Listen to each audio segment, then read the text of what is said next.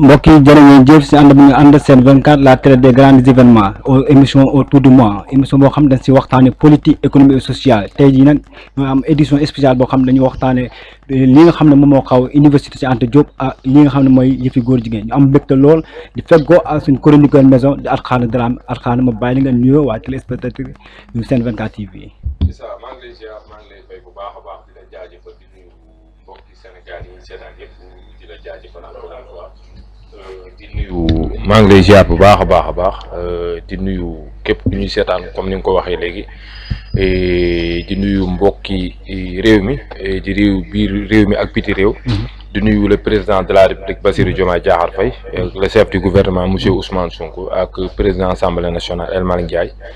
di ñaanal suñu kilifa diine ak kilifa aada yi di ñaan yàlla suñu réew yàlla na fi yàlla def jàmm comme ni nga ko waxee léegi-léegi ñu préparé pour waxtaan ci li nga xamante ne si moom mooy actualité yi gën a fës ci bésu tey bi ñu ngi lay ziar bu baax Issa. ñu am mbégte lool di fi dalal Ousmane Lo bokk si RECAT di rassemblement pour l'émergence dans la citoyenneté l'action et le patriotisme ñu am mbégte lool di la dalal si suñu plateau Ousmane ñu bàyyi la nga nuyoo ak téléspectateur yu Sen 24 TV. waa salaamaaleykum waa Sénégal salaamaaleykum waa Thiès. ñu ngi nuyu ñëpp di ziar ñëpp vraiment di kontaan bu baax ci invitation bi mon frère Issa ak Alkhane donc c'est toujours un réel plaisir de venir ici Sen 24 partager avec vous les débats d'actualité et tout donc mënuñu commencer sans pour autant ñu nuyu ziara bu baax le PDG muy NJ. muy suñu également suñu sëriñ muy sëñ Ndiaga Ndiéguène donc di kontaan bu baax ci moom mais également di remercier les techniciens ak toutes les personnes yi nga xamante ni bii ñu ngi ñuy teewlu jamono ji waaye tamit di nuyu suñu président monsieur Babacar Mbaye ñu gën koo xam ci cere mi nga xamante ni bii mooy le président du RECAP vraiment di kontaan bu baax tamit ci invitation bi comme ni ma ko waxee sànq parce que pour débattre de ces questions d'actualité là yi nga xamante ni bii soxla na peut-être ñu indi ci suñu maigre contribution vraiment ñu ngi teewlu bu baax di kontaanaat une fois de plus ci invitation bi bu baax merci beaucoup. amoon nañu mbégte si wuusi bi comme ni ma ko waxee woon mooy point yi ñu war a waxtaanee suñu point bu njëkk mooy li waxtaane la crise bi nga xam ne moo am étudiants yi tey jii gis nañ ne am na ay manifestations ay étudiants en master ñu doon laaj seen bourse am benn koo xam ne benn waay bu tudd Abdoulaye Ba nekkoon étudiant fac médecine mu nekkoon encore kenn koo xam ne état bi am na investissement bu mu def si moom mu nekkoon kenn koo xam tamit njabootam yaakaaroon na si moom ñàkk na bàkkane ban jàngat nga si njëkk a def Ousmane. waa balaa ñu ciy def jàngat rek xanaa dañu koy mettitlu bu baax vraiment di wax ni xalaatuñu woon en 2026 ce genre d'événement ces bavures policières là dina fi am mais vraiment muy lu metti tamit waaye tamit di sukk di ko ñaanal bu baax yàlla yërëm ko jéggal ko mais surtout féete fa nga xamante ni bii foofu la féete woon ay njabootam parce que de tous les témoignages yi nga xam ni gis nañ ko à travers l'internet ak les télés il était le soutien mais également il était l'espoir de toute sa famille particulièrement sa maman et ses deux sœurs yi nga xamante ni bii bàyyi na leen donc muy lu nekk lu metti loo xamante ni bii ça pouvait éviter d'autant plus que il y avait d'autres méthodes yoo xamante ni bii mënoon nañ ko jël pour qu'on n'en arrive pas là mais vraiment c'est toujours déplorable je dis même pas déplorable quand il y a une perte en vies humaines mais c'est toujours déplorable bu ñu duggee ci benn espace wala ci benn cadre boo xamante ni bii cadre xam-xam la cadre modèle la war a doon ñu fay gis ay scènes de violence wala ay scènes de guérilla yoo xamante ni bii ça pouvait être évité donc loolu lañ ciy wax tout le temps di wax ni également il faut que les autorités mais également nos jeunes frères étudiants parce que nous qui parlons avec vous et vous essentiellement vous êtes étudiants donc nous connaissons toutes les réalités qui sont là-bas c'est pas du tout évident et maintenant avec le niveau de vie et les difficultés donc ça sera pas évident pour un jeune étudiant d'être dans des conditions je dirais pas optimales mais minimales pour mën a assurer seen dundin seen nekkin donc lépp luñ ci mën a def trouver ci ay consensus trouver ci ay solutions ba les deux parties mën a nekk ba nga xamante ni bii dinañ mën a avancer ci lu positif dina nekk te tamit éviter lépp loo xamante ni bii day attiser mer day attiser étudiants yi yëgaat seen bopp gisaat seen bopp par rapport ak doxalin bi par rapport ak waxalin bi donc ça c'est très important parce que je dis bien un étudiant wala un jeune de 20 ans qui perd sa vie boo xamante ni bii il s'est battu durant toute sa vie, durant toute sa carrière, parce que intégrer la fac médecine, c'est pas donné à tout le monde. Absolument, Donc absolument. il faut que tu sois brillant, Absolument. il faut que tu sois excellent Absolument. au niveau de tes études, ci Absolument. cursus bi nga def yëpp pour qu'on puisse t'orienter là-bas. Te mu demoon tamit fu compliqué muy odonto muy Exactement. ñiy xool affaire bëñ ak Bëñ, yooyu. Vraiment c'est une énorme perte pour sa famille particulièrement, mais c'est une énorme perte pour le Sénégal d'une manière générale, parce que kooku bu demoon ba Par am formation. diplôme am Sénégal gi yëpp lay jëriñ, Absolument. parce que ay doomu Sénégal lay faj et cetera. Donc vraiment c'est une perte inestimable pour le Sénégal. Donc nous demandons à ce que les gens se ressaisissent et qu'on trouve des solutions le plus rapidement possible pour essayer d'endiguer ce phénomène bi nga xamante ni bii bis bu jëlee forme wala bu jëlee gënee jël doole rek mun na indi yeneen yoo xamante ni bii dinañ ko gën a rëccu, parce que rëccu am na ba pare. rëccu am na ba pare Alxaana si même question bi mooy naka nga gisee est-ce que tamit xaaroon nga tey jii si jamono 2026 comme ni ko Ousmane waxee nii ay étudiants di jàmbat bourse te Ousmane Sonko nga xam ne newoon na moom yaakaaru 21e siècle étudiant dana toog di laaj bourse tey jii Absolument. étudiants yi gis nga lu leen daal ba kenn ñàkk si bàkkanam. Absolument xam nga balaa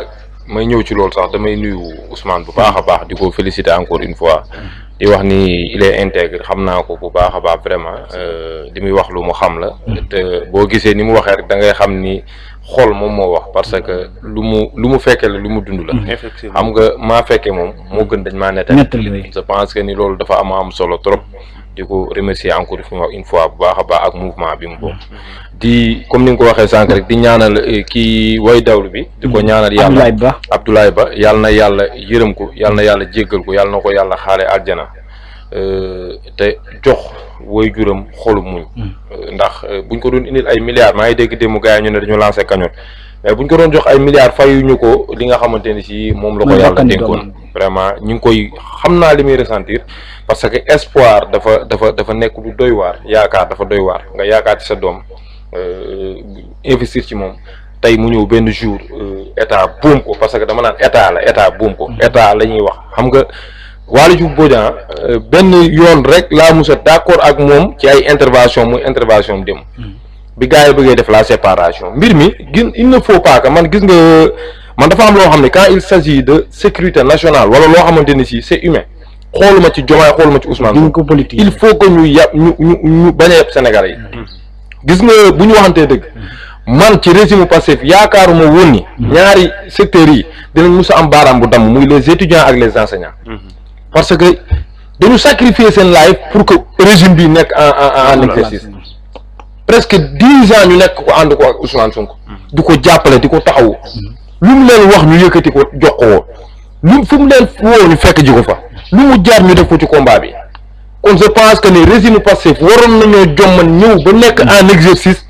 étudiant di dee di damm wala muy dee loolu il faut que ñu wax ko mu leer nañ. Man démb dama am gàcce, man démb dama rus, dama am gàcce Isaaxa, parce que dafa am loo xamante dafa ñaaw. Image yi ñu gis nii lii dafa rafet ay mais dafa am loo xamante ne si balaa may dugg ci loolu sax gis nga dafa am benn booy boo xam dama ko seetaan démb mu wax lu ama am solo. Parce que nag bu ñu fàtte ni étudiants yi mën nañu d'accord ñu ñëw ci cause bi étudiants yi di xeex mu ci forme bi ñuy xeexee forme bi mën nañ ci d'accord, man musuma d'accord ci jamono yu Macky Sall ak jamono yu Abdoulaye jamono yu lu nekk musuma d'accord kenn di taal dara wala nga yàq lenn parce que li ngay yàq c'est bien loolu musuma ko d'accord.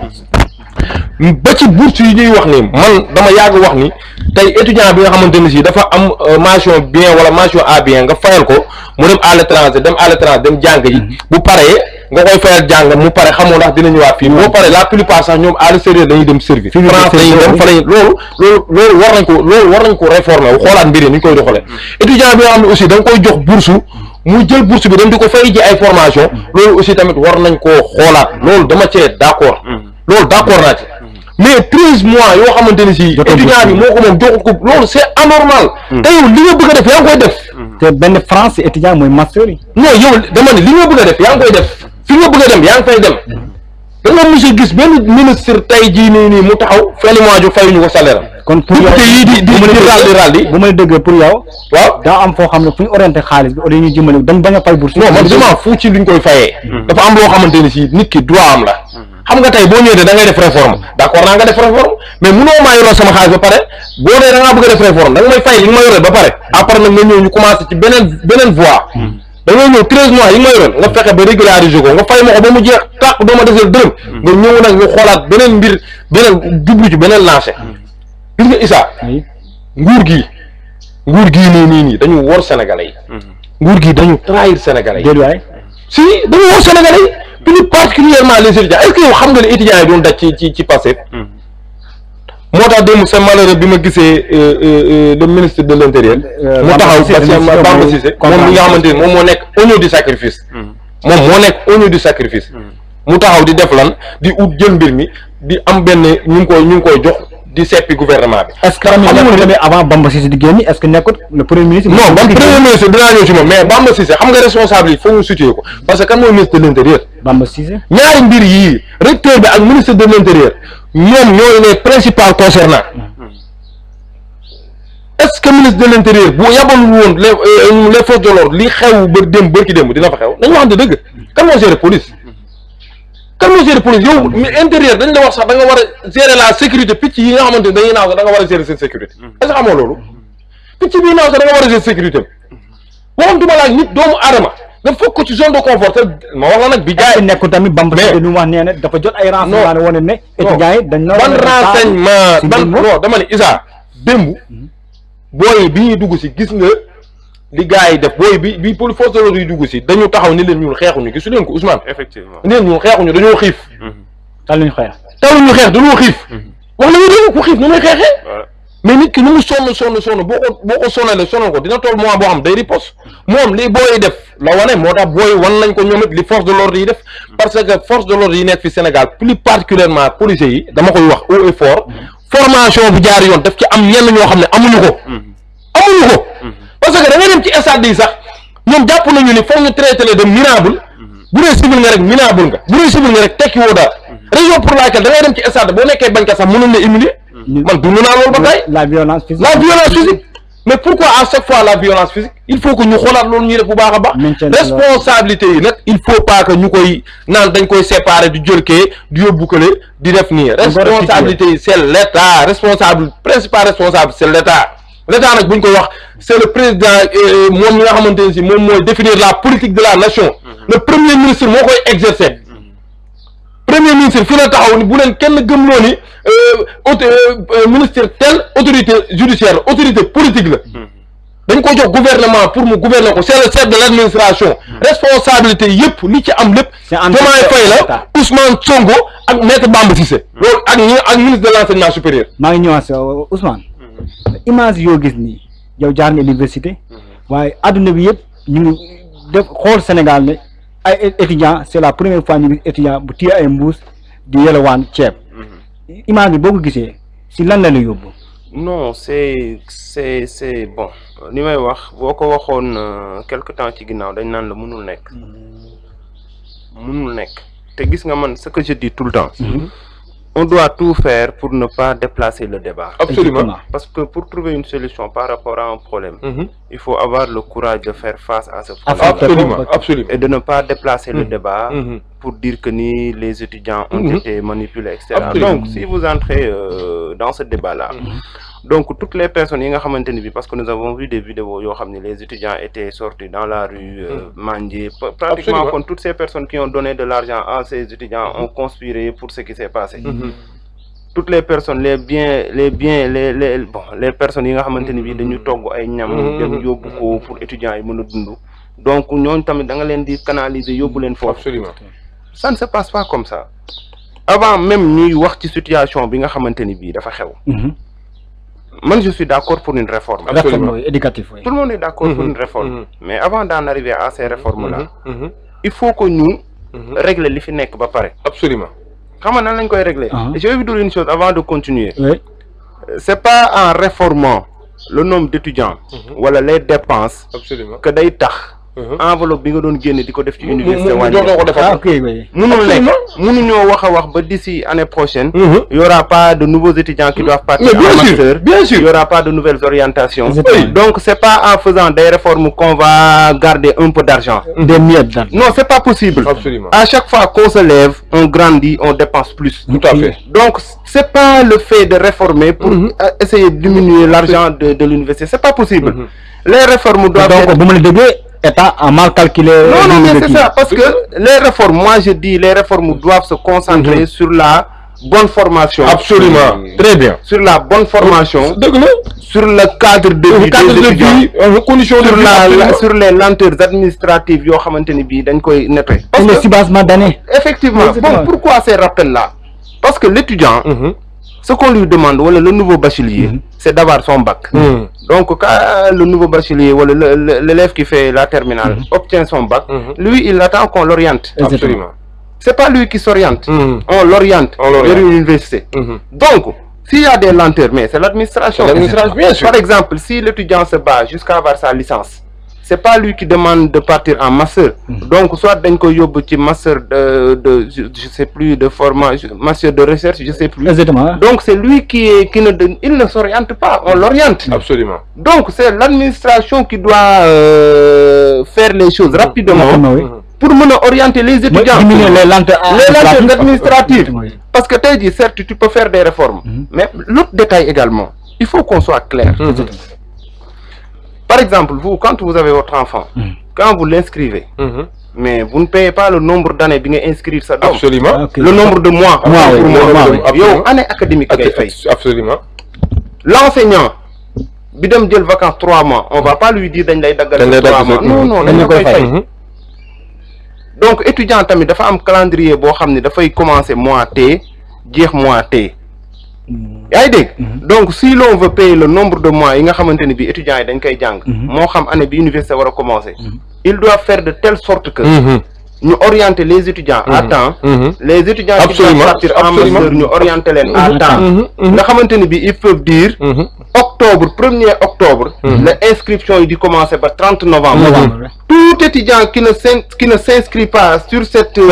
ce délai là wala sur cette période là est considéré comme non étudiant wala comme non inscrit donc du bénéficier wu ci bourse léegi ñu ne à partir du 1er décembre les cours vont commencer Absolument. donc loolu suñ ko defee soo commencé là donc doo soxla ngay def rappel Absolument. mais soo sélectionné étudiant bi mu war a dem master mu commencé ci ay février. septembre octobre novembre décembre janvier février mu am 7 mois de yoo xamante ni bii mu ngi doon xaar sélection am nga sélectionné ko ba pare mu commencé avril. mais Ousmane ubbi tey jàng tey boobu ñoom liñ ci waxoon ak li ñu doxalee yow man je veux pas qu'on s'éternise sur ces slogans là Absolument. gis nga dafa am ay slogans yoo xamante ni bii volonté moo koy prouver Tout à fait. Absolument. gis nga il faut qu'on soit factuel il faut qu'on soit factuel si l'on veut régler ce problème des étudiants là il faut que ñoom également qu'ils soient factuels Absolument. par rapport aux orientations ak par rapport au maanaam aux lenteurs yi nga xamante ni bii dañ koy observer yow boo jàllee première année nga dem deuxième année mais tu attends combien de mois pour avoir tes résultats les professeurs bu seen vacances jotee dañuy dem vacances du ñu signer du ñu corriger donc tous ces détails là avant ñuy indi réforme il faut qu'on règle ces problèmes là te am na lu tubaab wax tout le monde l'a dit man du ma ci revenir charité bien ordonnée commence par soi-même. Absolument. On ne peut pas bénéficier de certains privilèges yoo xamante ni bii dañ ko doon dénoncer auparavant ñu ñëw gën ko ñoŋal ba pare les masses yi nga xamante ni bii ñoo gën a vulnérable ñu bëgg a jël miettes yi nga xamante ni bii dañ koy am te ça ne règle même pas 1% de leur problème ñu bëgg ko wàññi wala ñu bëgg ko dindi et je pense que c'est un cri de cœur c'est un message boo xamante ni bii dama koy la réformer c'est bien mais comment réformer c'est encore mieux. Absolument. Là je suis parfaitement d'accord. boo doon lancer la piste de solution. comment réformer. lan ngay jox état bi tey bi ci njëkk je pense que notre président Babacar l'a déjà dit lors de la conférence wala lors du point de presse. mooy que ni on ne peut pas trouver de solution sans pour autant qu'il y ait un dialogue. Absolument. sans pour qu'il y ait un dialogue. Absolument. Les étudiants n'ont jamais dit inclusive lay doon et que mu bañ a am cette manipulation là wala di bëgg a tax nit ñi il faut qu'il y ait ce dialogue là ñu toog ak les étudiants waxtaan ak ñoom et man j'en suis sûr et certain les étudiants sont prêts à faire des sacrifices parce que ñu ci bari jàng la ñu bëgg mais également mënoo di def ay sacrifices di renoncer à tes bourses wala à ta bourse extra noo ko mën di waxee ba pare à côté nga gis yoo xamante ni bii c'est inadmissible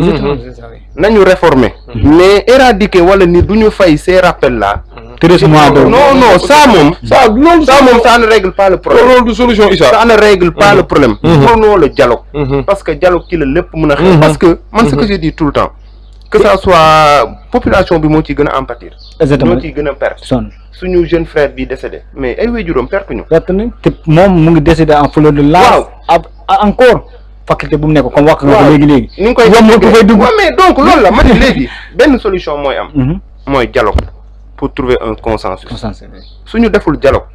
nii lay demee parce que avant d'arriver j'ai vu un message boo xamante ni bi les autorités universitaires viennent de dissoudre les amicales là day gën a attiser le problème ça ne règle pas le problème encore ils sont en train de traquer encore oui le problème mon frère le problème c'est pas ce ne sont pas les organisations universitaires les amicales etc le problème c'est les étudiants eux-mêmes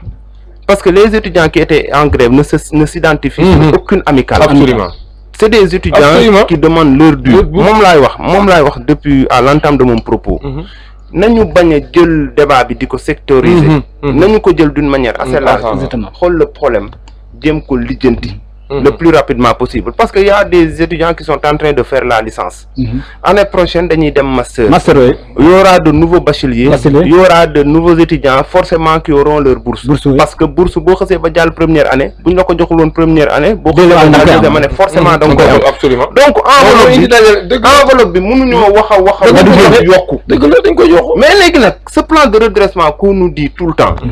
c'est pas à travers les pauvres qu'on va régler ce problème là exactement ñoom ñoo war a dindi seen charge non c'est pas comme ça gis nga un état je dis tout le temps je parle de l'état un état gis nga état dafay am ay leviers absolument gis nga état mooy xam nga tey jii mooy trouver ay cette capacité d'avoir des financements parce que état day am buntu yu bëri dafay am ay buntu yu bëri certainement waxoon na renseignement ouverture mais loolu ça demande des sacrifices et ça demande benn organisation boo xamante ni bii c'est dans le temps et dans l'espace du nekk loo xam ne day drastique parce que soo ko defee rek les conséquences qui vont en découler mu ngi nii nekk di donc il faut qu'on s'organise davantage absolument mais également il faut que l'État essaie de trouver des solutions par rapport à ça parce que tous les secteurs sont à l'agonie tout à fait c'est la réalité je te donne c'est seulement les étudiants parce que ñoom ñoo ci gën a feeñ je te donne l'exemple par exemple de l'agriculture avec la question de l'arachide oui 50 milliards yoo xam ne génnagul donc ça c'est un problème donc vous allez au niveau des mais actuellement donc je pense que c'est tous les secteurs et je demande solennellement à l'État d'essayer de trouver des solutions mais également d'essayer de trouver des consensus parce que dire que par exemple les étudiants on va plus céder à la pression c'est par exemple dire aux étudiants loo leen bax ñu ngeer ko ça ne règle pas le problème il faut vraiment essayer d'être dialoguer parce que les étudiants sont allés je pense 3 fois à des rencontres avec le ministre etc avec les responsables du COUD etc pour essayer de trouver des solutions mais ñoom ils se sont sentis offensés mais également il y a cette volonté de manipulation wala de vouloir faire aux gens que ni les étudiants ne sont pas etc c'est dommage encore la manipulation vient de l'État mais non mais c'est dommage xam nga tey jii bu problème amee mort d'homme am ñu bëgg a wane ni c'est les étudiants qui ont fait ceci moo tax telle réaction am je pense que ni ça également c'est des discours qu'il faut éviter nit xës na ba faatu il y a un problème qui est là la meilleure des solutions c'est essayer de discuter avec les concernés pour trouver des solutions également c'est le moment pour le chef de l'État parce que comme moom moo njaboote ñëpp mu woote waxtaan j'attendais au moins qu'il fasse une déclaration parce que c'est le père de la nation mais certes ñoom ils ont leur ligne de communication ils ont leur renseignement etc du ma leen ko bañal man je ne prône pas pour que telle ou telle chose am mais je prône pour que nos jeunes frères qui sont à l'université de Bombay de Dakar de Ziguinchor de Saint-Louis puissent avoir benn espace boo xamante ni bi dinañ mën a jàng calmement et que li leen war a jox ñu jox leen boo gisee France universitaire bi nga xamante ne policiers yi jéggi nañ loolu lan la lay jox en état de pays boo xam ne en état de guerre ou bien. mooy waxoon naa la ko fii récemment bi ñu ñëwee def émission nee naa la amul benn yoon buy wax ni force de l'ordre yi dañoo war a dugg ci biir campus yi mën a di torturer ay étudiants torturer les gens. loolu amul benn loi kenn mënu ma ko génneel. je pense que nag comme ni ko Ousmane waxee c'est très important Issa te bu ñu nañu rappeler que ni étudiants yi ba ñu seen xeex bi bu ñu ko commencé xeex ba léegi le premier ministre actuel Ousmane Sonko mu recevoir la xam nga dafa am loo xam ni soo déggee may insister ci premier ministre Ousmane Sonko gis nga il suffisait simplement Ousmane Sonko dégg problème étudiants yi mu arrêté sa tournée politique dem à l'université gis nga su ko defoon problème bi yëpp dafay lu ci bëri dafay waaye moom ci tournée politique la accuser étudiants yi. waaw léegi nag foofu laa lay bëgg a wax dafa am loo xamante ne si ñu bañ ko ak ñu bëgg ko Ousmane Sonko message bi may wax ne Ousmane Sonko laa koy adressé parce que ñun dañoo am président boo xamante ne si dañ koo désigné dañoo am président boo xamante bi muy falu amul base politique dafa am un homme bu tudd Ousmane Sonko la jeunesse bi la enseignant yi les gens moom la ñu joxoon confiance moom la ñu joxoon bopp dem ba ci biir munul bokk mu désigner un candidat bu tudd Bassirou Diomaye Diakhar Faye Ousmane Sonko ñëw nekk le premier ministre le chef du gouvernement au-delà de ça mu wax ni nañ ma jox majorité à l'Assemblée nationale pour que ma mun a exercer li nga xamante ne si loolu laay def kon man Ousmane Sonko laay wax ni problème bi bu dee malgré nag problème bi dans tout ça parce que Diomaye Faye il est le président de la République bi nga xamante ne si constitutionnellement moom la ñu fal moom mooy le principal responsable parce que moom mooy def bilan mais foog ñoo xam ne bilan Sonko mooy bilan Diomaye mooy bilan Sonko mooy bilan Diomaye mooy Sonko mooy Diomaye loolu kenn mënu cee dindi lii moo tax ñi ma gisee yenn nit yi nga xamante ni si xam nga dafa am àdduna ñoo xamante ni si dañu indigne duñu ay waxutu dëgg ñoo xamante ni si lu am rek dañuy ut fu ñu ko féetale dama def ay ree mais dafa am benn affaire bu xamante ni foog pour me relancer la ci dafa am benn étudiant bu ma gis boo xamante dafa wax lu am solo démb dama ko seetaan defe naa Walfadjri la mu wax loo xamante ni si daf ma relancer daanaka bi mu ko waxee moo indi li nga xamante ni si Ousmane wax na ko léegi dafa waxaaleen ñëpp daf ni Albert Camus disait une phrase importante que le monde est malade car nos dirigeants ne disposent pas un langage clair yaa ngi dégg mu ne aujourd'hui monsieur le premier ministre vous êtes une cause qui nous permet de découvrir pourquoi Albert Camus avait raison de dire ça dégg fii li mu wax mu ne gouverner n'est pas dénoncer éternellement un système gouverner c'est prouver démontrer qu'on peut faire mieux xam nga loolu lu muy wax tey ba c'est Pastef toogee ba léegi Ousmane Sonko dafa ñëw parce que wax naa leen ni Sonko kenn falu ko wala régime Pastef du ma wax Sonko di personnaliser le débat régime Pastef kenn falu leen parce que dañu tabax tali kenn falu leen parce que dañu defar ay chantier kenn falu leen parce que dañu def benn réalisation régime Pastef dañ leen a fal parce que ay promesse ak ay dénonciation ci lañ leen falee waaye est-ce que promesse ak dénonciation doxal na ab réew yow boo nee ma jox ma réew mi li ñu naan boo koy ut ci moment de politique nga nekk mooy di nga wax ni bu ngeen ma ko joxee ci côté éducation dinaa ci def nangam bu ngeen ma ko joxee ci côté autosuffisance alimentaire naa ci def nangam ci côté emploi des jeunes naa ci def nangam mais buñ la ko joxee est-ce que da nga war a continuer ci logique boobu da nga war a jëf actuellement ni c'est pas le moment di promettre les gens c'est pas le moment di dénoncer c'est pas le moment di jël mbir yi di ko féetale kenn wala keneen ak kenn actuellement c'est le moment de travailler te c'est malheureux moment bii nii gisuñu loolu ci régime bi nga xamante ni ñoom ñoo fi nekk parce que tey le pourquoi boo xoolee problème étudiants yi ab député boo seetloo retourné tout député moo njëkk a taxaw insister ci nañu xoolaat bourse yi ni ñu koy joxe étudiants yi Ami Dia moo njëkk a wax loolu lii dañ ko war a supprimer li Sonko li Ousmane wax nii pour relancer ko ci loolu moom moo njëkk a taxaw wax loolu noonu xam nga tey ñun ñëpp dañu d'accord ni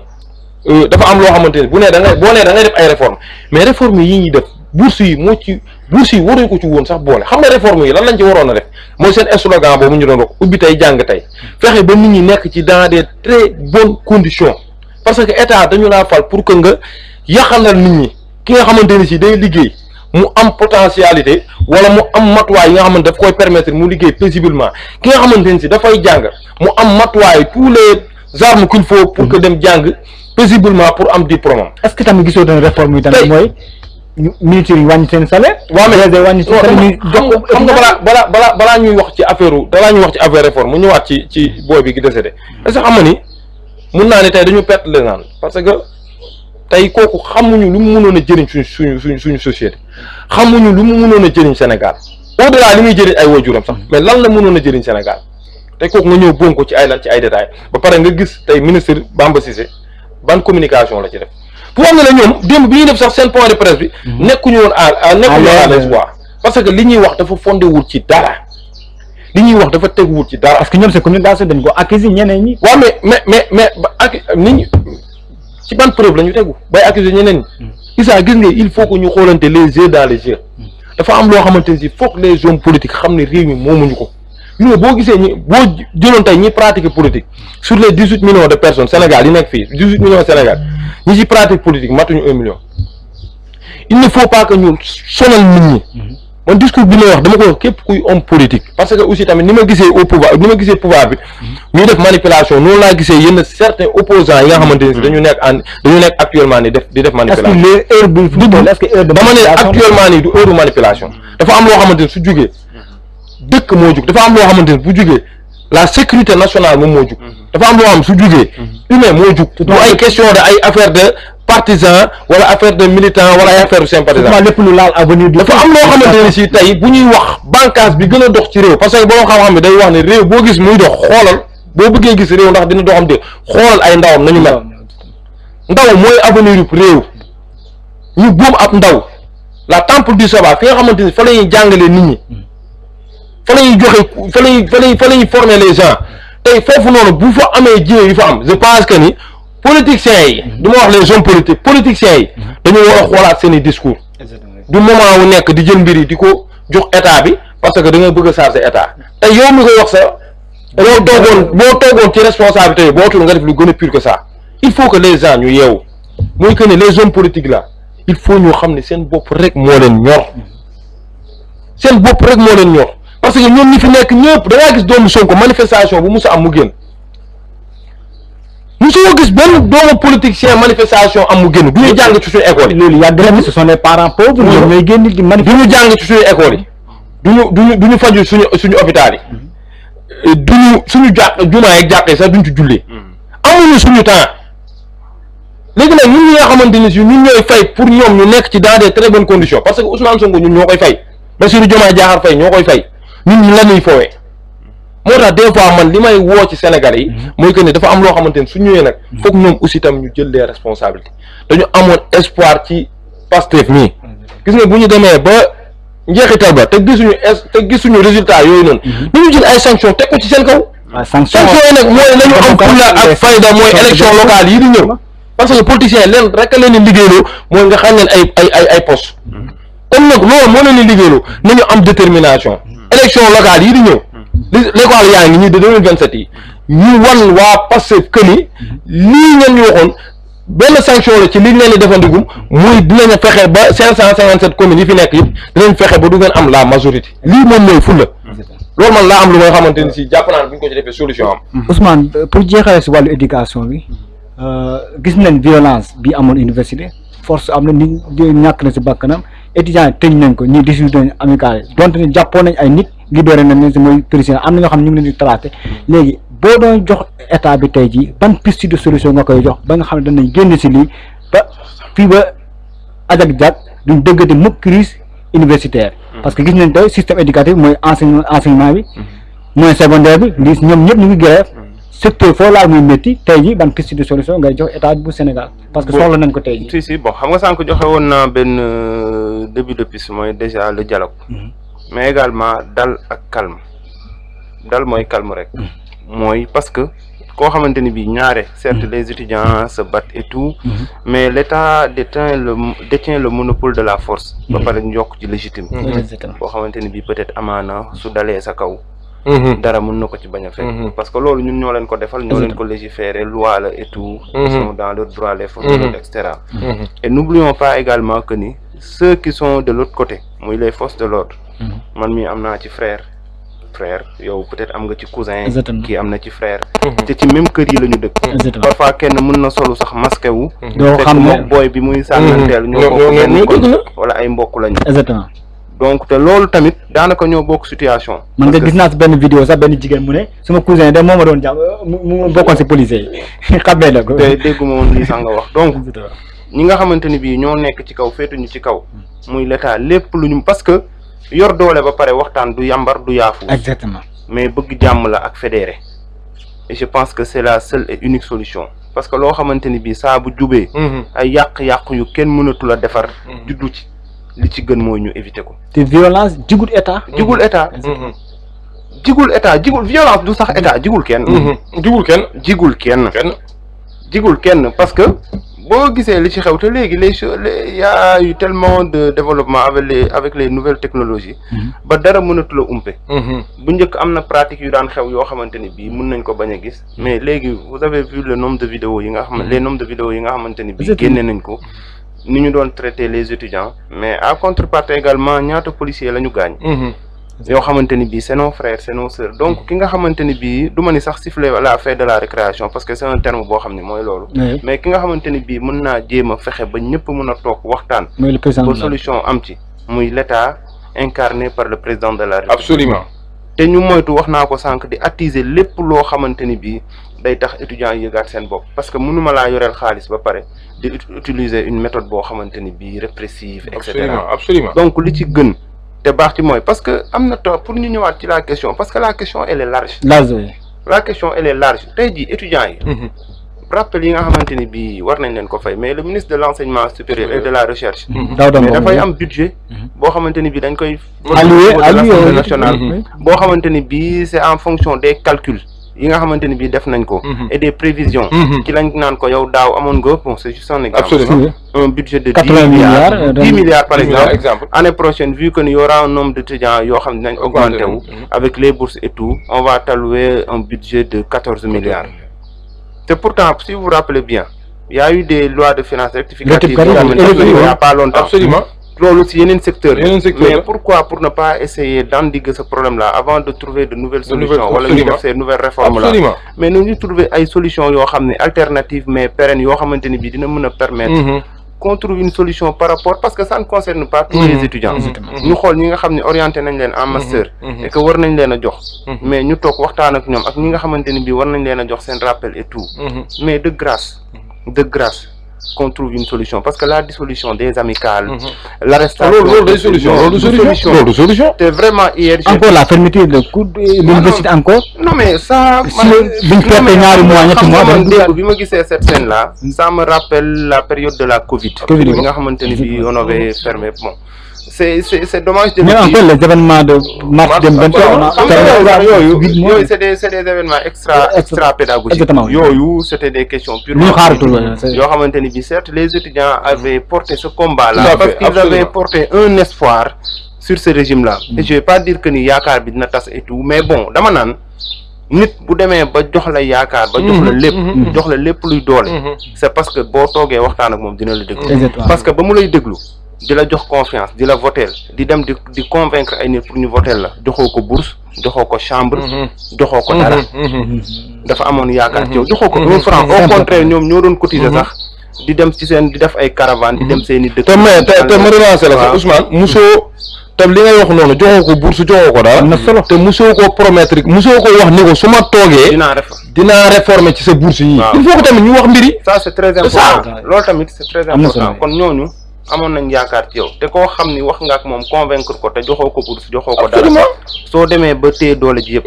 soo ko toogee pour waxtaan ak moom pour essayer de trouver une solution par rapport à ce problème là du ko bañ absolument donc je prône le dialogue absolument je prône la discussion absolument mais également je prône l'apaisement venant de nos autorités parce que ki jiite day dal day wax surtout day wax ju ne c'est important d'autant plus que ni soo ko defee ñëpp xam nañ ni yaa yor doole ji te loolu du ta wàññi ci sa kàttan absolument vraiment c'est un message que je voulais lancer par rapport à nos Arxaana foofu noonu si point boobu pour ñu jeexale si wàllu éducation tey jii est-ce que jaaxalu la bu président Bassirou Diomaye Faye toogee def vidéo mu ne moom si bourse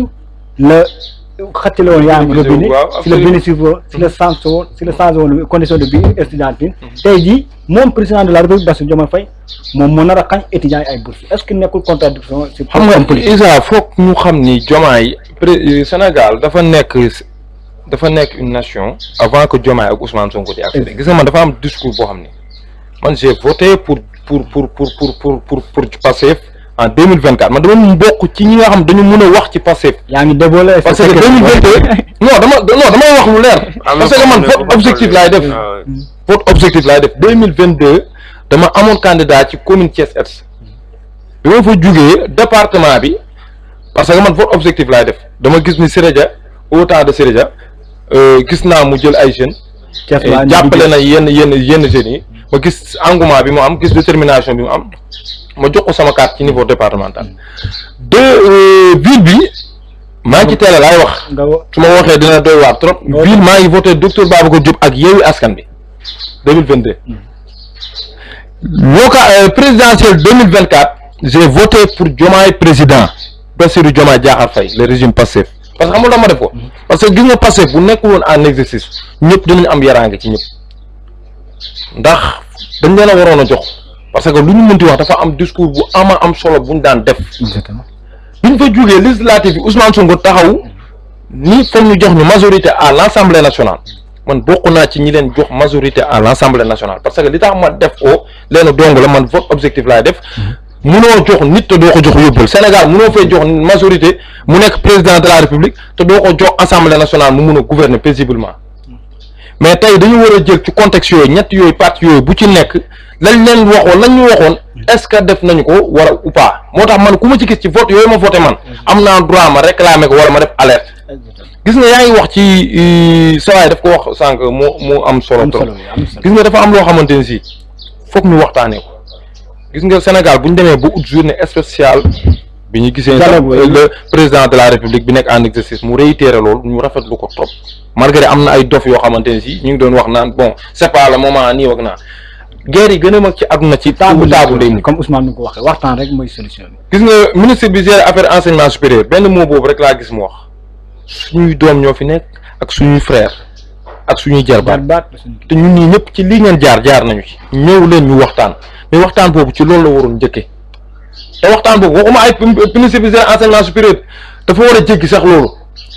dañoo war a amal waxtaan boo xam ne président assemblée nationale day assister premier ministre day assister le président de la république day assister. mais alxames foofu waxtaan bi tamit étudiants yi nee nañ pour waxtaan am dem ñu fay suñ bourse ba pare ñu soog a mën a wax. non man sax dégg naa ci beneen contexte mooy loolu lépp ci doxalin bi la rek parce que bu fàtte ne étudiants yi tamit ministre bi recevoir na leen recevoiraat leen xëy na discours yi xam nga tey bu dee da ngay recevoir nit di ko wax yow li nga di ko wax di wax te yow dégluwoo ko kooku boo ko bëggee recevoir ak problème solution dafa am. moo tax ñu buddi woon nit ki bu dee dafay contexte wala muy casse ay droit am da nga koy déglu gis nga njiit da ngay gën a yaatu bopp nit ñi. gën leen a yaatu dënnu. sens d'écoute nit da ngay am sens d'écoute njiit doo defante njiit doo fayantu parce que yow li nga yor daa mel ni yàlla dafa jël ci cëram gu tuuti jox la ko bu dee da nga bëgg a jël doole jooju force ko nit ñi problème day am te doole ji nga am nit ñee la ko jox il faut que ñu bàyyi loo xel mi ngi ñëw sànq ci force de l'ordre yi man dama nekk nit koo xam dama objectif ci débat mooy dama gëm ne Sénégal réforme yi ñu war a wax ci ñu war a laal yëpp dafa bëri gis nga tey dans tous les secteurs boo xoolee damay rafetlu force de l'ordre yi parce que bu ñu demee ba dëkk amuñu la sincérité mooy amuñu force de l'ordre ni la defal lii pour sa sécurité nga bañ koo def loolu dëkk boobu nekkatul dëkk mais est-ce que tamit kooku dafa war a def abus de pouvoir dama ne la demal ci simb yi demal ci marché yi wala nga dem ci kii course face yeeg genre mais est-ce que nit ki yow da nga war a sor sa tenir rek da nga ko war a jaay doole. alxaana foofu na. dama lay relance foofu. force de l'ordre lu ñu gis ni mu def ICAD bu lee dañ leen ko sant ñu def ko tamit l'état du Sénégal dafa war a jël responsable parce que lii nekk lu jaadu. waaw yow motu jàmbur lu mu ko jotee kii. moonte ci loolu laa wax image yi ma gis ne démb Issa sama xol dafa jeex tax. gis nga boo xoolee suñuy frère ak suñuy mag ñoo ci nekk ñoo nekk ay policiers ñoo nekk ay gendarmes mais démb li ñu def wanewul lool. parce que boo gisee benn force de l'ordre téye ab étudiant di ko mbëkk comme xar buy mbëkk lu mu mere. gis koo xam dafa jël xaw ma pompe à gaz la xaw ma dara pis ko ba benn moromu policier moo daw bu wax ko. étudiant dugg ci chambre ba ci 3e étage. nga gis étudiant bu daw 4e étage nga am attan dóor fa lacrymogène ba mu jógee ci kaw daanu ci suuf foofu frère ak frère amatu fa. foofu animosité moo fa am. xale jigéen yu nekk seen chambre. nekk seen biir chambre nekk di waxtaan calmement. te seen zone de confort nga jël lacrymogène dóor leen fa foofu nan la fa frère ak frère amee gis nga il faut pas ñu nekk ay frère ak frère fu mu am mooy fu waxtaan mun a am nga def maintien de l'ordre mooy boo ñëwee lii nga war a def lii ak lii booy nangam ak nangam loolu mooy yoon mais frère ak frère dafa mën a am nga jël ab étudiant di ko mbëkk comme xar buy mbëkk fa frère am fa démb dañu gis affaire animosité la loolu nag li may wax responsable bi ci njëkk mooy le ministre de l'intérieur mi nga xamante ni si moom moo gérer la police bu ñu fa jógee ay supérieur am mooy le premier ministre Ousmane Sonko bu ñu fa jógee premier supérieur am mooy le président de la République Bassirou Diomaye Diakhar Faye jël ay matukaayam nañu bàyyi cere ci sab na laalu ñu autoriser policiers yi ñu dugg biir université di saccager les étudiants parce que foofu seen zone de confort la mu soo gis problème am ba ñu dugg ci biir commissariat yi di saccager les policiers kon ñoom waruñu dugg ci seen biir campus di saccager les étudiants loolu c'est anormal ba pare nga gis ñu rangale ay moto moyen de transport yooyu joxoo ko nit ki di yàq ay motom xam nga dafa am loo xam ne bu dem day dem ba ci biir day mel ni sax genre jalousie la wala genre soxor te loolu nag les hommes politiques ñoo koy taal man musuma d'accord ñuy def affrontation entre les hommes les policiers ak les étudiants parce que depuis Sénégal bi nekk Sénégal bi rek ci loolu la ñu dund damaa yaakaaroon ne nag régime bii nekk en exercice su ñëwee dina am ay matuwaay yu mu doxal ba nga xamante ni si li xewoon ñoom lañ doon bañ parce que bu ñu fàtte ni Ousmane Sonko dafa subir ay violence ñu daan barricade këram Bassirou Diomaye Diakhar Faye ñu tëj ko kaso injustement man musuma cee d'accord 11 mois de prison loolu tey ñoom injustice boobu ñu dund kenn waru leen a gën a xam lan mooy métti ci ku nekk ci koo xamante ni dañ lay jaay doole tey bu ñu dégg Ousmane Sonko discours yi muy wax yëpp yow problème a ngi am nga war a ut solution nañu toog nañu waxtaan nañu dialoguer nañu def nangam ak nangam nga jël les faits naan dafa am ay hommes politiques yoo xamante ni si dañoo jël yenn étudiants yi mais manifestation yi am démb du problème ay amical ak ay nangam. Ousmane yow ça Alkhana c'est un problème de responsabilité. gis nga daw responsabilité. parce que comme ni ko suma benn waay di ma ko waxee tout le temps. peut-être mu ngi ñuy seetaan maa ngi koy nuyu danaan ma gars yi bu ñuy ut nguur. quand il aspire à diriger dañuy tenir benn discours. di wax. mais une fois ñu jox leen day mel ni humanisme day jóge ci dafa gaa yi am dëgg na am na ba kanaa pale day soppi nit xoolal dafa mel ni dañuy jël wëlbati leen te loolu warul demee noonu beneen bi mooy yaa ngi koy effleurer le Sénégal n'est pas la Chine le Sénégal n'est pas la Chine surtout nag le Sénégal du genre état yooyu nga xamante ni bii c'est la force wala yenn kii mooy gouverner Sénégal pays de dialogue le Sénégal est un pays de dialogue te loolu ça a commencé avec suñu mag ñu baax ñoom maam Cheikh Omar Foutiyou Tall le premier panafricaniste en Afrique noire bi nga xamante ni bii il avait prôné pour l'unité africaine parce que ça c'est des choses yoo xamante ni il faut qu'on se rappelle te malheureusement li ngay wax ni jàngaluñu ko yàgg naa ko ne Sénégal dañu am taarix bu rafet mais c'est malheureux mais réforme ci yooyu noonu lañ ko parce que yooyu lañ ko war a viser pour faire des réformes il faut de nos propres réalités valeurs suñu propre valeur nous avons un exemple parfait muy Mame Cheikh Omar Foutiyou Tall boo xamante ni bi peut-être que beaucoup de gens n'ont pas eu la chance de l'étudier moi j'ai eu la chance d'étudier son histoire il fait partie des premiers hommes noirs wala ñu leen di mën a tuddee des combattants etc ñu leen mën a tuddee yoo xamante ni bi il était un diplomate il avait une diplomatie assez large boo xamante ni bi ça lui avait permis de partir même ba Liverpool en Angleterre di fa jënd ay armes à feu di ko indi en ce temps avec beaucoup de diplomatie avec une organisation boo xamante ni bii son but c'était de protéger les populations d'abord contre cette invasion là te avec benn discours ak benn méthode boo xamante ni bii ñëpp qui s'accommoder avec nos réalités culturelles et nos valeurs et je pense que tey jii on n'a pas besoin certes pour dans le cadre de partenariat dans le cadre de la globalisation ou de la mondialisation de chercher d'autres partenaires mais même dans le choix des partenaires il faut qu'on regarde les partenaires yi nga xamante ne bii fa la amal nañu njëriñ wala ak seen méthode wala seen valeur dëgg la waaw parce que affaire pensée unique wala affaire par exemple gouverner par la force ou bien le panafricanisme waaw le panafricanisme loolu bon j'espère que dinañ ci il y a un autre c'est un autre débat li muy wax c'est au-delà de ça parce que junj lay wax mais man junj googu damay laal ci gis nga il faut ñu wax Diomaye wax ko Ousmane Sonko que ni Sénégal du dëkk boo xamante ne si dañ koy doonante Sénégal du dëkk boo xam da nga leen di forcer Sénégal du dëkk boo xamante ni si da nga leen di exiger ñoom lu ñu bëggul Sénégal ñoom ci li ñuy dox ci noonu ngay doxee Sénégal ñoom ñoo la fal ba pare fal bi ñu la fal dañ lay contrôler Sénégal dañ laa fal yabal la Sénégal Sénégal kenn ko bëgg foofu la fii kenn mënu fee jaay doole kenn mënu fee def abus de pouvoir boo déggoo discours bi ñuy wax mais c'est important parce que Sénégal dafa am valeur yoo xam dañoo am ay valeur dañoo am absolument c'est important notre histoire elle est propre donc ñun am nañ ci luñ mën a dëgg pour tendre vers l'avancement et le développement comme lu doon Seydina El Hadji di wax ñun wari am na yoo xam ne waruñu ko jéggaani waruñu ko jéggaani en termes de diplomatie ak en termes de calme en termes de dialogue Mame Cheikh Ahmad Bamba exemple la ci combien de fois il a été opprimé absolument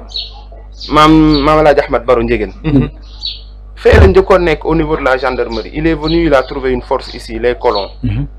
mais il s'est comporté comme un diplomate pour mën a dund fii nekk fi développer fi l'islam développer fi yeneen ba nga xamante ni bii loolu moo ñu topp ba tey jii te pourtant c'était dans des périodes très troubles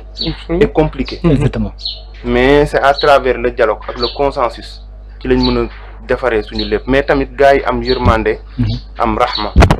lépp lu ñuy trouver wala lépp lu ñuy seet am na ay dalil yoo xamante ne bii mën nañ ko fekk fii sur place on n'aura pas besoin je parle nag sur les questions sociales yoo xamante ni bii du soxla sax ñuy kii parce que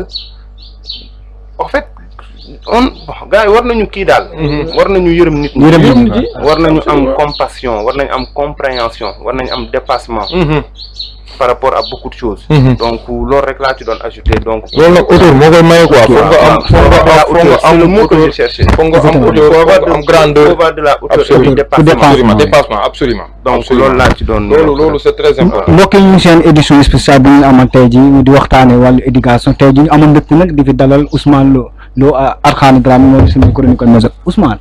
la crise des valeurs yaa ngi commencé di ko évoquer sànq noonu les valeurs tey ji bu ñu déggee tey ji ay personnalité yoo xam ne sénégalais sopp nañ leen bëgg nañ leen ñu nekk des hommes de médias ñu tudd leen si yëf yoo xam ne ay homosexualité est-ce que Sénégal pays boo xam ne la tey jii war nañ xaare tey ñuy dégg ne homosexualité mu ngi fi law ba nga xam ne te ñu fa tudd nee nañ ne am nañ ay VIH sida tey jii dafa mel ni réew mi dafa jaxasoo. bon li ma ciy wax rek sànq maa ngi tudd Mao parce que boobu ci samay kay laa ko jëlee muy enracinement ouverture mais loolu dafa fekk ñun suñu mag ñi nekk ci nekk ci di ci dund nekk ci di ko doxal ba yor ci état ba yor ci ay village yor ci ay royaume et cetera muy les valeurs yi nga xamante ni bii c'est pratiquement puisé des différentes religions yi nga xamante ni bii mu ngi fii ay nit di ko pratiquer exactement donc quand bu fekkee chute des valeurs dafa am gis nga parfois dama koy dégg ñu koy wax gis nga le développement l'avancement les nouvelles technologies dañu am coût dañu am ay retombées absolument gis nga si tu aspires au développement si tu aspires à la globalisation si tu aspires à la mondialisation dafa am ay conséquences yoo xamante ni bi daf koy am daanu endossé dafa am yu mu àndal dafa am ce qu'on appelle les dommages collatéraux exactement yoo xamante ni bii développement dafa ànd ak moom léegi nag yow li lay dimbali mooy soo amee sa dëkk comme mag ñi nga xamante ni bii tuddoon naa leen sànq dafa am noo xam ne noonu ngay préparer sa société ba nga xamante ni bii su ñëwee développement su ñëwee ak ouverture su ñëwee dinañ xam ils vont prendre les bonnes choses mais yi nga xamante ni bii baaxul nekkul ak suñuy culture nekkul ak suñuy réalité ñu teg ko de côté je vous dis une chose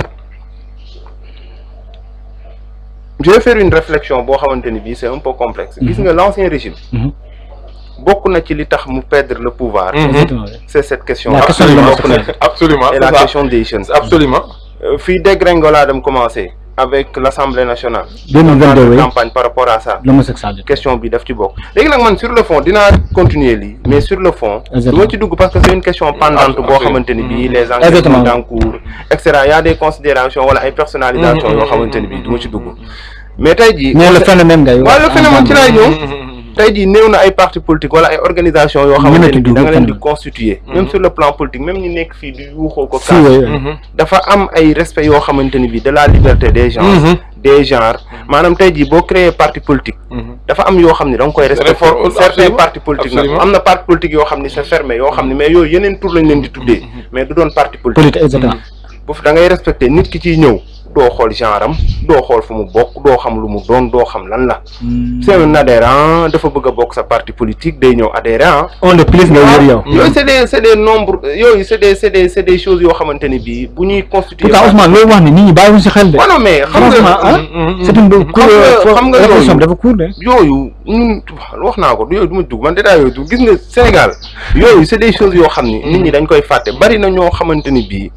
dañuy toog fii di yuuxu par rapport à ces questions de genre par rapport à ces questions d'appartenance là même ñoom dans leur formation parce que tey jii parti politique yi nga gis fii yëpp ñuy kii même dans les financements boo waree bokk ONU boo waree bokk dans certaines organisation mondiale de la santé et cetera bari na ay mbir yoo xamante ni bii ñoo tënk àdduna. absolument yooyu da nga koy ci àdduna bi lobby lay ànd. lobby la maanaam àdduna moo demee noonu. mënoo nekk ci àdduna ba pare ni doo jëf-jëfi àdduna. mais ce qu'il faut faire mooy quand on est dans un pays aussi fermé que le Sénégal qui a ses valeurs et tout dañuy jéem a xool ñi nga xamante ni bii ñoo ñu jiite ak ñi nga xamante ni bii ñoo et c'est le moment également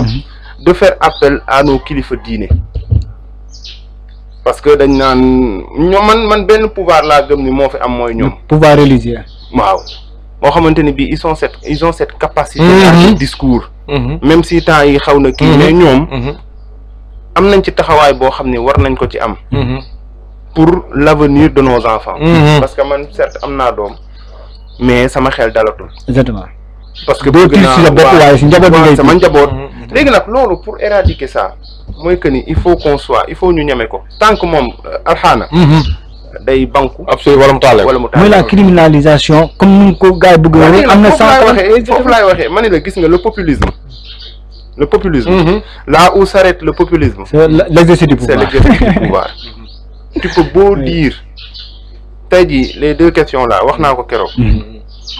les deux questions fondamentales yi nga xamante ni bii moo accéléré woon l'accès au pouvoir de ce régime là absolument ces deux questions ont été bafouées en une seule journée muy la question des jeunes avec les étudiants et la question des homosexuels yi nga xamante ni bii éclatement bi ci am depuis que le Sénégal et le Sénégal musul am foofu nag ban réflexion nga si am parce que si benn semaine bi la de non mais xam nga tey jii c'est une réalité man nee naa la li ñuy wax nii lu factuel la kii li ñuy wax nii doo ko jeex duma ko jeex mais on attend juste que les enquêtes ak yooyu noonu génn mu dé waaw pour ñu mën ci xam ce qui est sûr mooy que ni li ma ci ëppal solo parce que ku nekk tëju sa néeg wala nga kii loolu yow la concerne mais la question sanitaire te là j'en appelle à nos autorités santé publique parce que damay tooñ sama gars yi sax naan leen cas contact ak cas communautaire yi il faut qu'on parce que foofu lañ toll absolument parce que tey jii ñoo xamante ne bii comme niñ ko waxee d'après les éléments de l'enquête parce que je me base sur les notes de la xamante qualifié des personnes qualifiées et des personnes qui vivent avec le VIH ont sciemment transmis à d'autres personnes donc je pense que ni l'enquête man dama ni commencé gul bay jeexagul parce que les cas contacts ñi nga xamante ni bii diw parce que xamuñu fan lay dal et ça pour régler ça daf ci am tabu yu bari yoo xamante ni bii dañ koy jël ñu tegee ko gis nga jàngoro dañ koy weer pour mu mën a faju certes y a les secrets de l'instruction et cetera mais am na ci yoo xamante ni bii dañ ko war a dévoiler au grand pour que mu leer pour que nit ñi mën a jël seen responsabilité ñu war a dem pour ñu xool la ku koo xamante ni bii war nga dem pour ñu faj la parce que le sida est une maladie qui existe te tey jii y a des méthodes y a des solutions yoo xamante ni bii si tu acceptes de te faire soigner mën nga dund ak feebar bi ay médicaments yoo xam ne soo koy jël doo wàll kenn te mën nga dund comme ba sa cursus du nga am 100 ans wala 80 ans déegu sedd mais li ci bon mooy ngay dox ak moom di wàll ay nit donc il est temps à ce que les autorités fassent des communiqués que ça soit le procureur que ça soit le chef de la police ou de la gendarmerie nous sommes informés de la situation pour qu'on sache ki ci bokkul ñu mun ko xam léegi nag quand il s'agit de ces questions de valeurs là et de comportement ça doit commencer dans les maisons dans les ménages dans nos entourages également j'en appelle à nos kilifa diine di ci profité di nuyu bu baax suñu sëriñ sëñ Muniru Njege di ko ñaanal mu yàgg ñoom tamit am nañ ci part de responsabilité parce que njaboot bu suufe gi ak ñi leen gën a jege qu'on fasse des discours au niveau des mosquées bu ñuy def bayaanu ajjuma et cetera parce que c'est une question boo xamante ni bii c'est une question très sensible. Absolument. Mais c'est une question également boo xamante ni bii suñ ci gaawul jug wax ci liñ ci war a wax les retombées parce que Alhane vous êtes là. Issa vous êtes là. Vous savez très bien que ni actuellement ce qui se passe au Sénégal. Avec ce phénomène-là.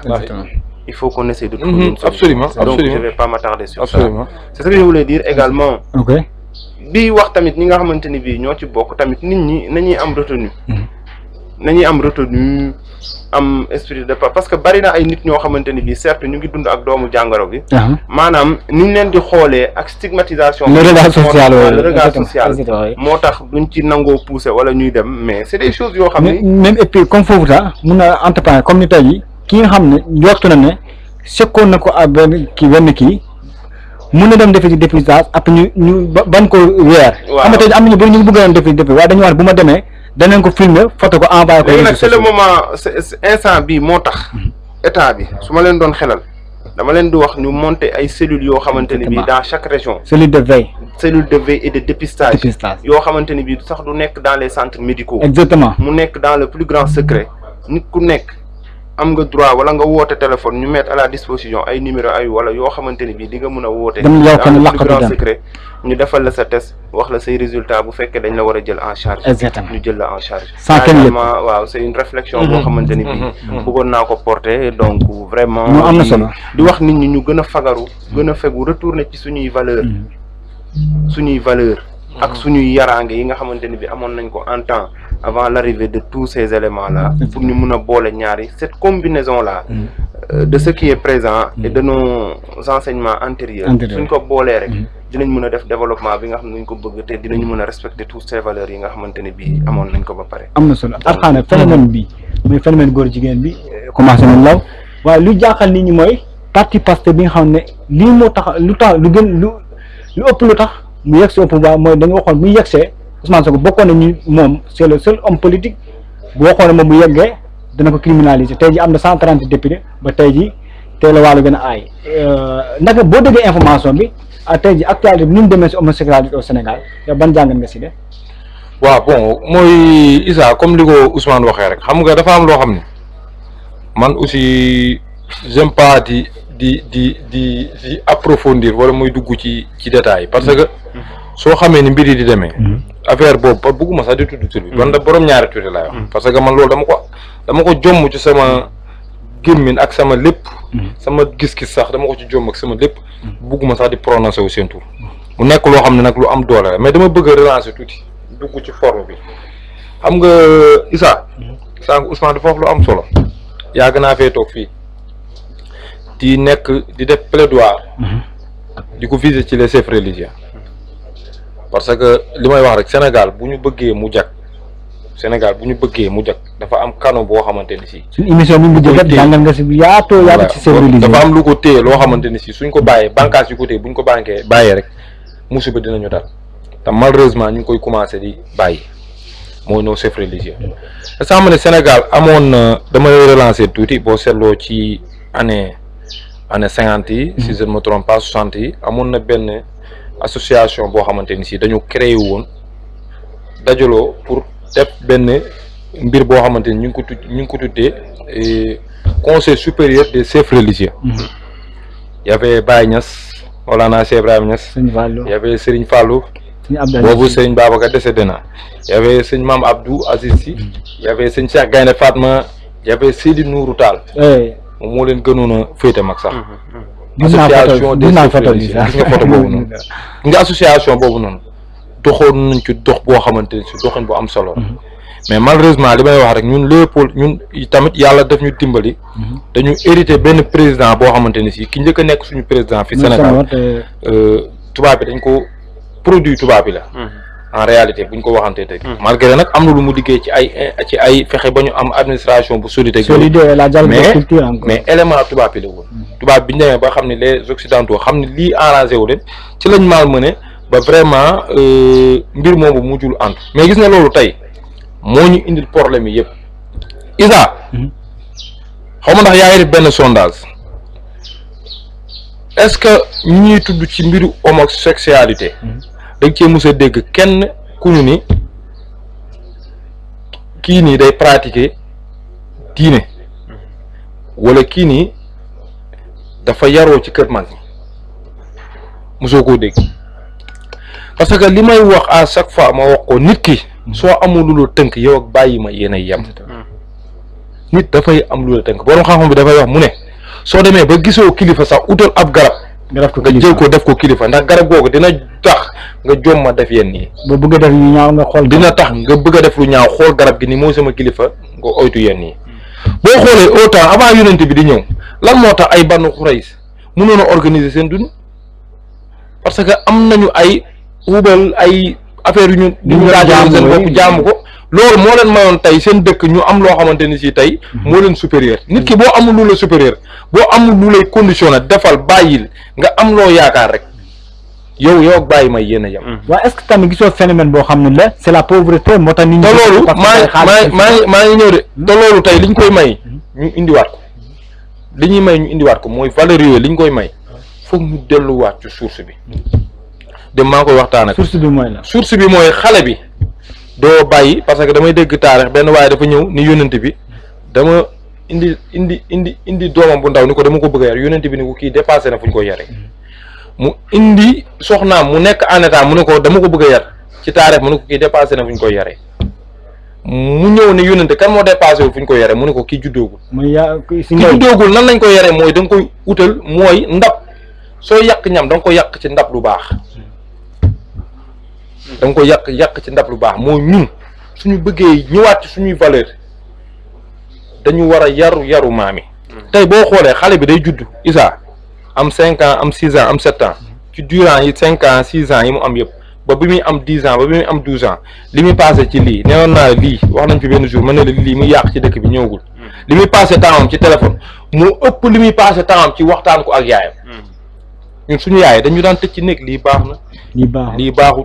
bul def lii doomu góor day jomm lii doomu góor day jomm lii mais léegi xale jigéen xamal lañu ban tendance nañuy def seen doom yi sonal nañ leen ñu utal leen benn tablette bu ndaw jox leen ko tablette boobu nag mooy conditionné sa doom mu nekk réseau boo xamante ni si dafa tijjeeku amul contrôle boo demee ba France di voter la loi Macron pour régulariser ñoom li nga xamante ni si moom mooy seen manière seen fonctionnement de vie kon nga xam ne y'a problème parce que dafa am loo xamante ni si mondialisation bi Ousmane doon wax te ñun dañ ko anticiper ñun dafa am loo xamante dañ ko anticiper te tollooguñ ci étape boobu si niveau de développement boobu tollooguñ ci loolu moo ñu indil problème yi léegi nag yaa ngi ñëw ci question de criminaliser genre yu ci bëree bëri mais dama lay bëgg a wax ne loolu aussi man di tax tey du ma ci teg pression état bi parce que boo xoolee ñun Sénégal bëri na lobby yu fiy dugg fii Sénégal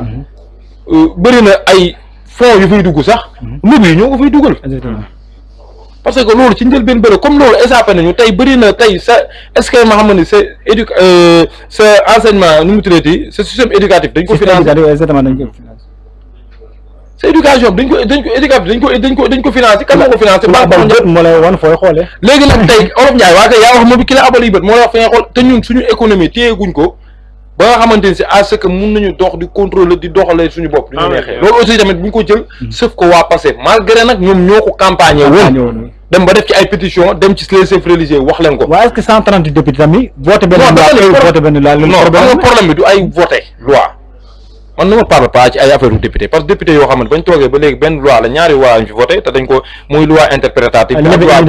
député yooyu moom tekkiwuñ man député yi nekk en exercice considéré wu ma leen comme ay député parce que député bu ñuy wax député du peuple dañ la war a woowe mais bu dee député nga boo xamante ni yow xamoo sax li la askan bi falee foofu kooku waxuma la mais dama ne la au delà de ça dafa am loo xamante ni si tey buñ ci teg pression du ressortu actuellement nii parti bi nga xamante ñoom ñoo nekk en exercice mais ñoom ci li ma leen xaar xam nga tey Sénégal dafa am loo xamante ni si askan bi ñoo ko daan fajal seen bopp gis nga mbirum borom ñaari tur yi autant da nga daan dox am nooy doxee sax ay booy gang ñoo koy fajal seen bopp te liñ naan tigatu toj mais gis nga tubaab yi wala lobby yi bu ñu bëggee instaurer dara ca dëkk dañuy dem ba booyloo ko ci say nopp mooy lan dañuy jël benn homme bu célèbre banaliser ko jël benn homme bu célèbre la fois passée maa ngi koy wax ma ne leen question bi pour ñu amane ko ñu si waxtaane sax loolu day tax nouvelle génération bi parce que man bu njëkk bu ma dëgg boo jigéen damay ne cim léegi nag office may nopp léegi nag banaliser boobu ñu koy banaliser mooy indi tey parce que bu fàtte da nga gis xale bu jigéen boo xam ni day génn la nuit am otoom yor xarit boo xamante day xam ne borom ñaari tur yi exactement oui te def ko benn effet day ànd ak moom régulièrement léegi tey loolu bu ñu demee ba àgg ci niveau boobu fexe ba banaliser ko ba lii de garaawul sa dund la lii sa vie la vie privée la bu ñu demee ba def ko mbiru vie privée foofu la problème bi ñëw léegi nag état bi li mu war a intervenir ci loolu moo ji jël ci ay mesures yoo xamante ni si mesures yu sévère la jël ci ay daan yoo xamante ni si daan yu sévère la parce que am na loo xamante ni si buñ ci duggee ñun man bu ma ci duggee dañuy pëtëx parce que am na loo xamante booy wax affaire criminalisé affaire borom ñaari tur yi mbir mi dafa large ba nga xamante ne si pour identifier kan moo ko nekk kan moo ko nekkul loolu problème bu large la léegi nag li ci xaw ci ñi nga xamante ne si vraiment téye nañ leen ci gis ci koo xamante ne si vraiment gis nañu mu daan animer ay émission religieux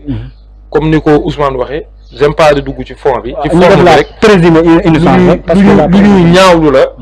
loo xamante ni si l'essentiel man particularité bi ma ci am mooy man am naa ci mbetteel bu rëy dama ci am mbetteel parce que gain bi ñu ko jiiñ bon musuma yaakaar ni bokk na si dina li ma ci ajouter une minute mooy que ni sur cette question là mooy la criminalisation et autres bokk na ci ñun li ñu war a réformer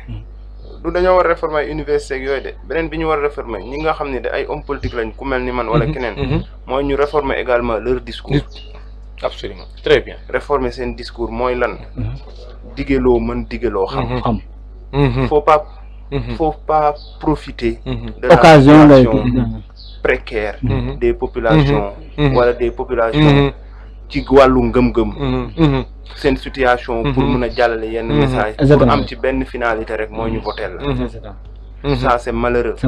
parce que bu njëkk mënoon nga koo def vidéo amul vaar amul leneen amul mu jàll vers les années 80 yàlla naan dinaa indil étudiants yi ay machine kii waaw boo bësee bu maa mu nekk maafe bu loolu mais léegi absolument léegi dañ lay indil vidéo léegi parce que vidéo yaa ngi fi c'est déplorable c'est vraiment déplorable waxtu bu ñu jëlee li si bon Ousmane lan mooy récap récap mooy rassemblement boo xamante ni bi ñun ñu ngi ko créé ñun ak Babacar Gueye Mbaye kuy Babacar Gueye Mbaye boo ko bëggoon a xaw wax Thiès waaye tey jii kan mooy Babacar Gueye Mbaye Babacar Gueye Mbaye benn jeune la boo xamante ni bi mu ngi dëkk fii taaxi kaw d'ailleurs seen kër sax mu ngi nii ci ginnaaw fi la dëkk nekk un jeune qui a fait ses études à l'université bon damay yeggale sax rassemblement pour l'émergence dans la citoyenneté l'action et le patriotisme loolu mooy récap parce que dama jot a dugg ci kii bi yeggale ma ko donc mu nekk benn jeune dynamique boo xamante ni bii il a fait ses études et tout dem université nekk un maîtrisard en droit nekk au niveau du ministère de l'agriculture ñun tamit ñu xool ko gis ko ñu yàgg ànd nekkandoo woon ensemble à l'université et tout donc ñu taxawal benn cadre boo xamante ni bii c'est cadre bi bu ngeen koy taxaw moom moo am idée bi wala yéen am idée de réflexion bi ba ngeen taxawal mouvement c'est une idée commune te mouvement c'est fa laa jëm si commune et combinée boo xamante ni bii moo nekk ci kanam mais également c'est des réflexions yoo xamante ne bii nous l'avons mené d'une manière assez large avec les différentes personnes particulièrement les jeunes yi nga xamante ne bii des jeunes peut-être intègres intellectuels yoo xamante ne bii dem nañ jàngi au Sénégal à l'étranger ñoo nekk ay fonctionnaires nekk ay agents de l'État et cetera yoo xamante ne bii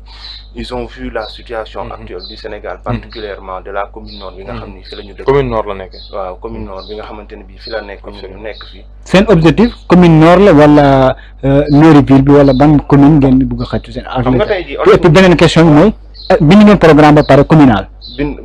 bind nañ ko dinaa ci ñëw nag déjà xam nga charité sànq wax naa ko charité bien ordonnée commence par soi-même Olof Ndiaye daal ni bay sa wawi tànk absolument nous avons des aspirations politiques larges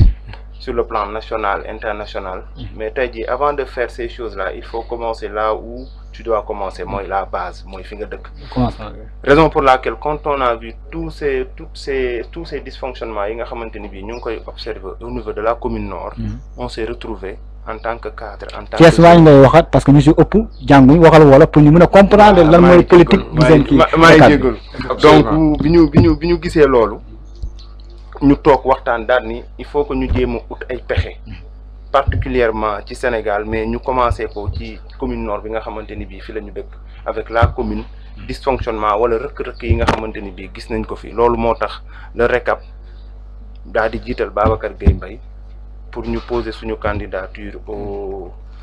à l'occasion des nouvelles élections locales yi nga xamante ni bii war na am en 2027 ci li ñu wax. exactement. Donc c'est dans ça que moo tax ñu defar suñu programme. dans di lancer suñu candidature samedi ba le passé au niveau de à l'occasion d'une conférence de presse boo xamante ni bii def nañ ko décliner suñuy objectifs. mais également daal di décliner suñu programme bi nga xamante ni bii ci aspect yi nga xamante ni bii gis nañ ni au niveau de la commune nord war nañ ci taxaw. si yan secteur ngeen ciblé si commune nord bon pratiquement boo gisee commune nord man li may laaj mooy ban secteur mooy dox wala lan mooy dox très sincèrement. lan mooy dox wala fan mooy dox au niveau de la commune nord moo tax ñu gis ni rëkk-rëkk yooyu am ñu taxaw daal ni le maire actuel nga xamante ni bii moom duñ ko wax dara parce qu'il n'a rien demandé il n'a jamais souhaité à être maire il est là que de circonstances moo ñu jural coono yi nga xam ne une personne qui ne s'est jamais préparée qui n'a jamais aspiré à devenir maire soo ko joxee lu ko dal yow yaa ko teg donc une personne boo xam ne ñu def ko maire il a pris 6 mois ou plus pour se former pour voir comment gérer une cité wala comment gérer une commune bu toll ni commune nord ça je pense que ni incident ak ñàkk xam gënu koo mag quand on a vu tout ça là étant donné que nous sommes des ressortissants des jeunes de la commune nord ci la ñu toog waxtaan daal di jiital notre frère Babacar Gueye Mbaye pour se préparer vers ces élections locales de 2027 absolument. ban discours ngay lancé Thiès waaye nekk fii di Thiès nord bi pour une vision réflexion si RECAP. Bon, ce que je dis tout le temps, chacun est libre. Nous n'allons forcer personne, mais c'est à travers nos démarches, avec le programme qu'on va leur proposer. C'est à eux maintenant de faire le choix, mais on ne va pas seulement s'arrêter à présenter un programme. Nous allons organiser des démarches, des débats, des déplacements au niveau des différents quartiers. Nous allons à la rencontre des populations pour dire la situation actuelle de la commune. Nous savons, parce que ce que je ne peux pas comprendre, une commune comme la commune nord, le maire a eu la chance de faire partie du parti l'État central, le PASTEF, et qu'il n'y ait pas de partenaire, qu'il n'y ait pas de changement. Depuis que la commune nord est la commune nord, depuis que le dernier maire, le maire actuel, il n'y a eu aucun changement structurel. Le changement majeur, l'inauguration du marché de poissons, du magistère, au contraire, ils ont récupéré le marché pour pouvoir avoir de l'argent si recettes. Mais sur le plan des réalisations, même nous n'avons aucun changement. Donc on s'est dit qu'on allait se préparer, s'organiser. Donc on récap de pour changement. Absolument. Vraiment. yow tamit da ngaa yor sa mouvement boo xam ne moom tamit c'est un jeune engagé dañuy toogaa chroniqueur waaye jeune engagé la absolument mu nekk lu am solo xam naa ñi ci njeexitalu émission bi Racine mi ngi ñuy signaler boobu ba léegi waa di la féliciter encore une fois bu baax a baax Ousmane vraiment plaisir la woon ñu partager ak yow ci émission bi nga xamante ne am na solo fii ci la 724 TV comme ni nga ko waxee rek man maa ngi koy dégg te xam naa ne ay d'après ni nga waxee ni ay nit ñu am solo ñoo ci nekk je pense que li nga wax noonu c'est très important boo nekkee nit amal njëriñ sa dëkk il faut que fa ñuy décider nga jéem a fexe di fa laaj li nga xamante ni si moom mooy sa kàddu comme ni ñu ko waxee rek di santaat ñëpp di gërëmaat ñëpp aussi di ñaanal yàlla ki nga xamante ni si moom mooy le PDG Ousmane ki Inzi bi nga xamante ni si tey bu lii amee moo ñu ko yombalal ñu ngi ko sant ko gërëm di remercier aussi tamit Rachid bi nga xamante ni si moom moo nekk di lancer benn appel rek comme ni ma ko waxee à chaque fois liñ fi wax lépp na nekk njëriñ loo xamante ni si gouvernement bi aussi tamit dañ ciy bàyyi xel parce que comme ni may wax rek dañ leen a fal pour que ñu yaxal na nit ñi seen dund pour que ñu aar nit ñi ci sécurité pour que ñu fexe ba ki nga xamante ni si day jàng mu jàng ci yoon bi nga xamante ni si vraiment noonu la ko bëggee kon nag ñi ngi ñaan yàlla suñu borom yàlla na fi yàlla def jàmm aussi di lancer benn message boo xam ne comme le mouvement Taxawu Sa Askan bi nga xam ne man maa ko diriger koor gi bii mooy suñu 5e édition bi nga xamante ne si dinañ ko def fee ci Sampaate pour def ay ndokk yu large yoo xamante ne si ren bëgg nañu dugg ci daara yi te di ñaan ñi nga xamante ne si ñoom ñoo nekk ci dëkk bi moo xam muy autorité étatique wala autorité municipale ñu jàpp ci journée boobu di nuyu aussi tamit le maître Habib Vité maa ngi koy nuyu de passage moom aussi tamit dafa am conférence bu am solo boo xamante ne si defal nañu invitation d'honneur xam naa ne incha allah bàyyi nga tàggatoo amoon na mbégte loolu dalal vraiment le plaisir est partagé xam-xam génn na fii franchement mais man maa leen di sant di leen gërëm bu baax ci organisation incha allah rabi Sen 24 dana mën a nekk partenaire ak waaw tamit vraiment Issa Alxaana Issa ak Rachid mooy technicien bi nekk ci ginnaaw vraiment di leen remercier bu baax ci occasion bi ngeen ñu may vraiment waxtaan bi amoon na xam-xam bu baax que jàng nañ ci bu baax à travers vos discours yi ngeen def vraiment di remercier waat ñëpp di santaan ñëpp di nuyu waat bu baax le président Babacar Gueye Mbaye Thiéré Babacar maa ngi koy nuyu moom aussi xam naa ne peut-être dinaa ko rencontré am naa tamit sama benn xarit bu ma message léegi Maxtaar naan ma nuyul ma sa ñaari gars yi ngay defandoo émission vraiment am nañ taxawaay donc mu ngi nii message baa ngi nii donc vraiment di remercier tous les habitants di remercier particulièrement ma famille suma soxna ak tous les membres de ma famille donc di sant bu baax di gërëm bu baax di ñaan yàlla lépp luñ fi wax mu nekk njariñ nekk xam-xam lépp lu ci dëng tamit ñu xam ne nit moo matul waaye tamit di ñaanal suñ kilifa diine yeeg képp ku fi nekk suñ kilifa aada yi nga xam ne ñoom la ñu yàlla jox yàlla jubal seen xel jubal seen xalaat ba nga xamante ni bii les décisions qu'ils vont prendre dina mën a nekk loo xam ne ça y va dans de l'intérêt du Sénégal di ñaanal kilifa yëpp absolument merci jërëjëf macha allah jërëjëf en tout cas daal kontaan naa bu baax a baax Ousmane si dalal leen parce que xam-xam gën na fi Alxaane gën nañ kontaan parce que tamit franchement émission bi am na kii bu baax a baax macha allah di jàlluwaat rek mooy Georges Déthié Diop le grand journaliste dañ ko fàtte neex a dégg barkeel dem touriste univers parce que ku def journal ba pare yàlla jël ko loolu yàlla day wane misaal ne man maa moom bakkan heure bu ma neex yóbbu ko di koy jaale groupe Futurs Médias di koy jaale njabootam di ko jaale waa Njagañaaw yëpp ku mënuñ kontaan Racine di koy sant moom moo nekkoon ci technique bi ba beneen yoon incha allah rabbi absolument jërëjëf